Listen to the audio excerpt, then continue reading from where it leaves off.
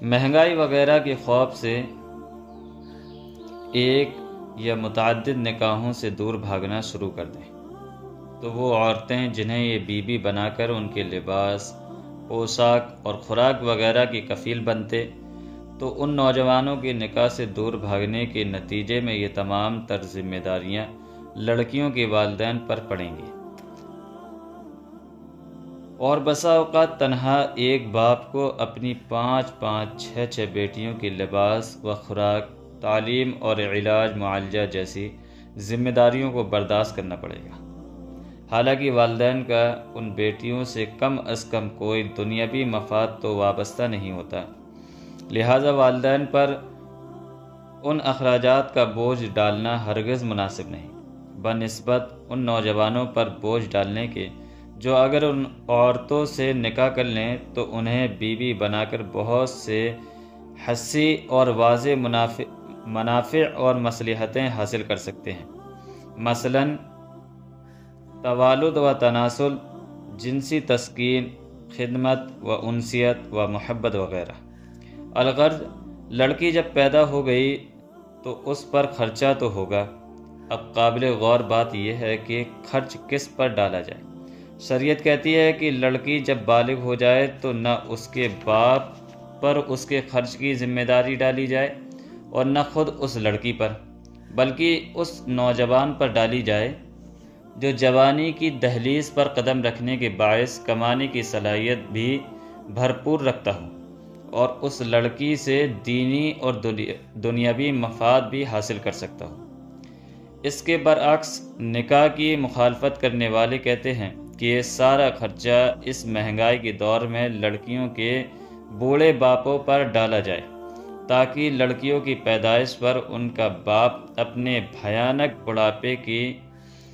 تصور سے ہی ماتم کرنے لگے، یا اس لڑکی کو ملازمت پر مجبور کر کے خود اس کو اپنی ذمہ داریاں اٹھانے کا مکلف بنایا جائے، تاکہ دفتروں میں بے حیائی اور بے شرمی کا ایسا ماحول پیدا ہو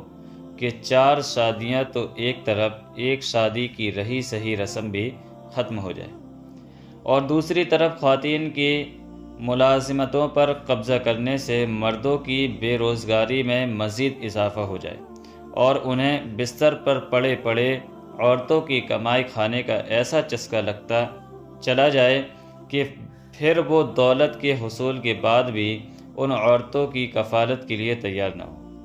یاد رکھیے،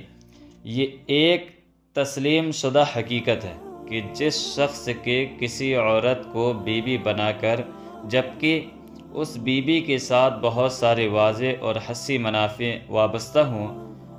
ایسے شخص کے لیے اس عورت پر خرچ کرنا آسان ہوتا ہے بنسبت اس شخص یعنی باپ و بھائی کے جن کے ان عورتوں سے یہ منافع وابستہ نہ ہوں۔ اسی لیے مہنگائی کا بہانہ بنانا یہ سراسر حماقت پر مبنی ہے۔ اگر کوئی نوجوان خواہ وہ کتنا ہی غریب کیوں نہ ہو، کسی عورت کا رشتہ میسر آ جائے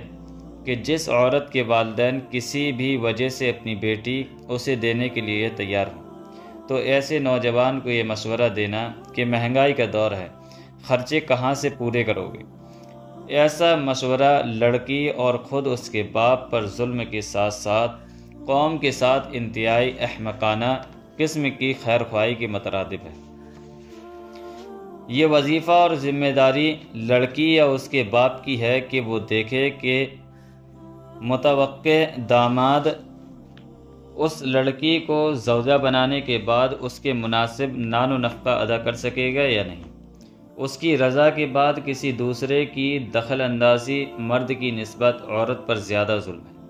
بلکہ حقیقت تو یہ ہے کہ شریعت نے لڑکی کے باپ کو بھی متوقع داماد کی غربت کے باعث نکاح میں غیر معمولی تاخیر سے روکا ہے، اور انہیں اس بارے میں زیادہ نخروں سے روکا گیا ہے، اور انہیں یہ امید دلائی گئی ہے کہ اگر کوئی لڑکا اچھے خاندان و اچھے اخلاق کا مالک ہے تو محض اس کی غربت کی بنا پر لڑکی کو گھر بٹھائے رکھنا،